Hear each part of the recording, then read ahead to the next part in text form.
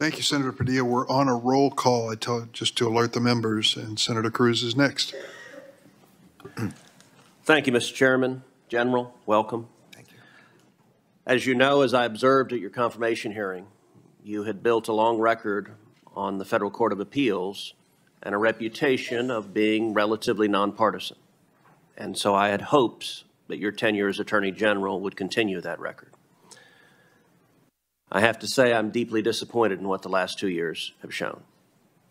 In my judgment, the Department of Justice has been politicized to the greatest extent I've ever seen in this country. And it has done a discredit to the Department of Justice, to the FBI, and to the administration of law in this country. Let me start with a simple question. General Garland, is it a federal crime to protest outside of a judge's home with the intent of influencing that judge as to a pending case? The answer to that is yes, but I also want to at least respond to your characterization of the department, which Sure. I vigorously disagree with. I believe the men and women of the department pursue their work every single day in a nonpartisan and appropriate General way. Garland, there are thousands of men and women who do that. And I'll tell you, I hear from prosecutors at the Department of Justice. I hear from agents at the FBI who are angry that it is treated as the enforcement arm for the DNC instead of upholding the law in a fair and even-handed manner. So you are right. There are thousands of men and women that are doing the job, but it is the political leadership that you're responsible for. So you just said, yes, it's a crime to protest at the home of a judge. Same goes for jurors, by the way, with the intent of influencing a case. But in the wake of the leak of the Dobbs decision, when rioters descended on the homes of 6 Supreme Court justices, night after night after night, you did nothing. The department did nothing.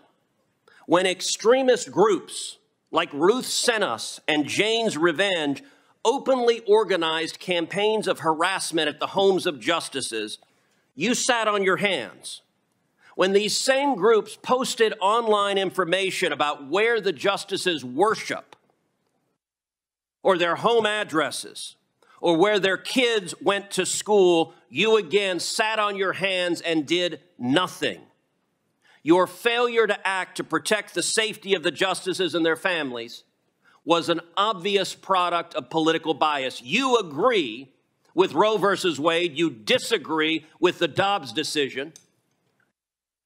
And the Department of Justice under this president was perfectly happy to refuse to enforce the law and allow threats of violence. And as you know, those threats finally materialized with Nicholas Roski, a 26-year-old man from California who traveled across the country, was arrested outside the home of Justice Kavanaugh, armed with a handgun, a knife, and burglary tools.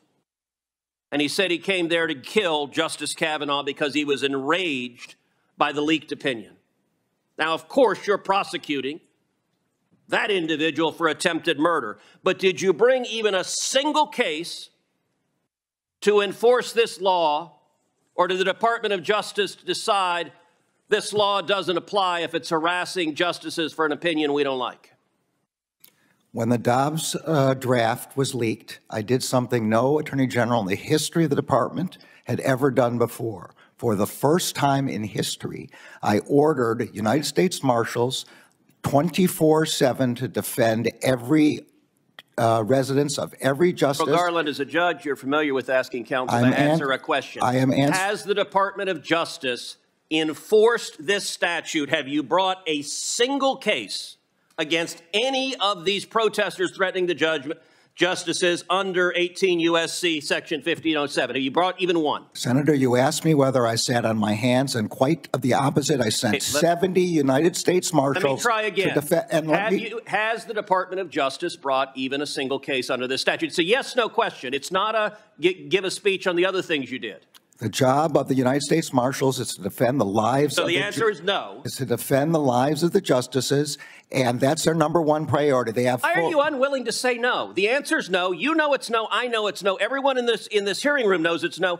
You're not willing to answer a question. Have you brought a case under this statute? Yes or no? As far as I know, we haven't, and what we have done is defended the lives of the justices with over 70 U.S. Marshals. How do you decide which criminal statutes the DOJ enforces and which one it doesn't? The United States Marshals know that they have full authority. I recognize you want to give a separate speech. No, I don't want to give How do you decide which statutes you enforce and which ones you don't? The Marshals on scene make that determination in light of the priority of defense. The Marshals do not make a determination over whether to prosecute. You, the Attorney General, make a determination, and you spent 20 years as a judge, and you're perfectly content with justices being afraid for their children's lives, and you did nothing to prosecute it. Let's shift to another area. Can I answer the question? No, you cannot. You have refused to answer the question. I am answering your question. The Attorney General does not decide whether to arrest. How did you choose not to enforce this statute? The Marshals on scene. Marshals don't make that decision. They do make the decision of whether to make an arrest. Prosecute someone? No, they don't. If they make Marshals do not have prosecution. If they make an arrest, then it goes to the Marshals. Let's change topics because our time is limited. We've also seen across the country violent attacks at crisis pregnancy centers by similar left-wing terrorist groups, including one graffiti of a firebomb building said, "Jane was here." There have been attacks all over the country. And yet, the Department of Justice has not brought these violent criminals to justice. You contrast that. If you're a violent criminal and you attack a crisis pregnancy center, that is not a priority in the Biden Department of Justice. Contrast that to Mark Houck, who's a pro-life activist. He's a sidewalk counselor. And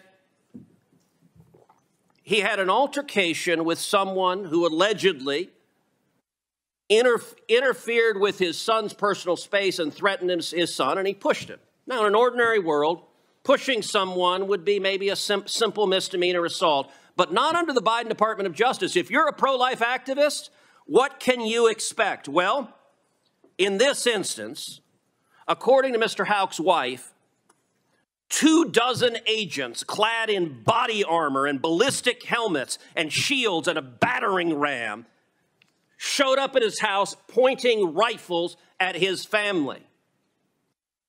Why do you send 24 agents in body armor to arrest a sidewalk counselor who happens to be pro-life, but you don't devote resources to prosecute people who are violently firebombing crisis pregnancies? It is a priority of the department to prosecute and investigate and find the people who are doing those firebombings. They are doing it at night and in secret.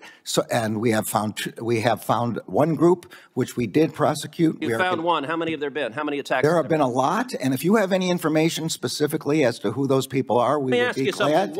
We would be glad to have that. Did you personally authorize 20 agents going to Mr. Houck's house? And he offered to turn himself in through counsel, but you didn't want that. The Department of Justice wanted to make a show of it. Did you personally authorize it? And do you want to apologize to Mrs. Houck and her 7 children for being terrorized? The decisions about how to do that are made at the level of the FBI agents on scene. Did you know about it? I did not know about it until the way you're describing it. And my understanding is the FBI disagrees with that description.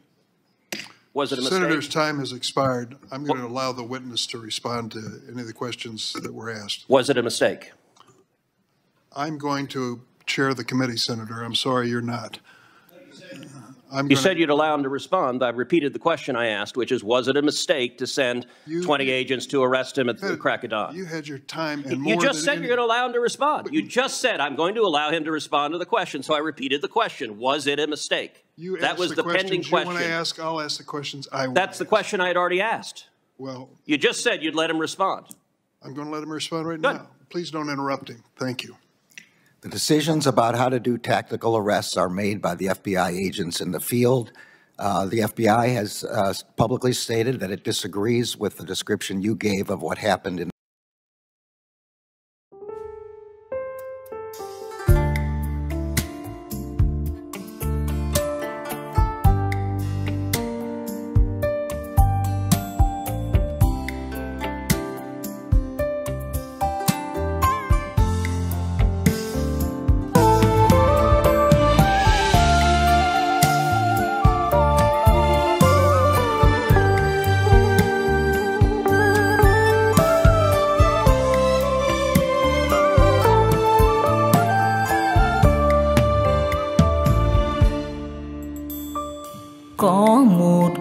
gian nào đó, chiều dài nỗi nhớ, có khoảng mênh mông nào sâu thẳm hơn tình thương.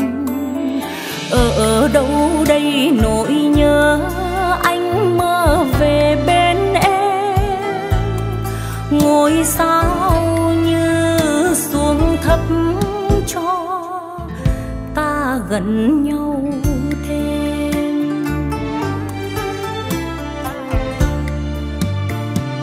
Đêm nghe tiếng mưa rơi, đêm mây chiều hạt rồi mà chờ với nỗi nhớ. Ở hai đầu nỗi nhớ, yêu và thương sâu hơn. Ở hai đầu nỗi nhớ, nghĩa tình đậm thắm hơn.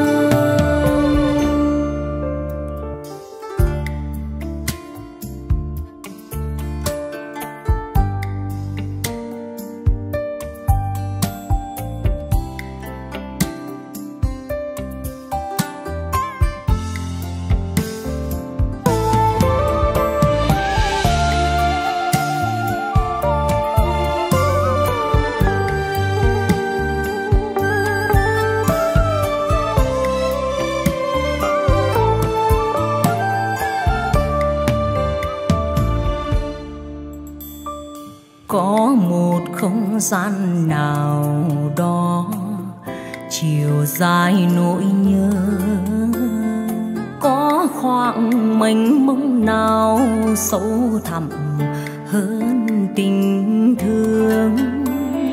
Ở đâu đây nỗi nhớ, anh mơ về bên em, ngôi sao như xuống thấp cho ta gần nhau thêm.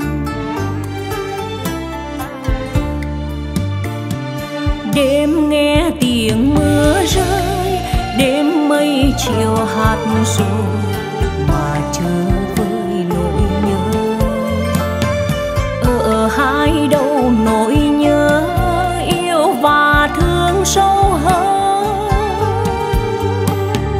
Ở hai đầu nỗi nhớ, nghĩa tình đậm thắm hơn. Ở hai đầu nỗi nhớ,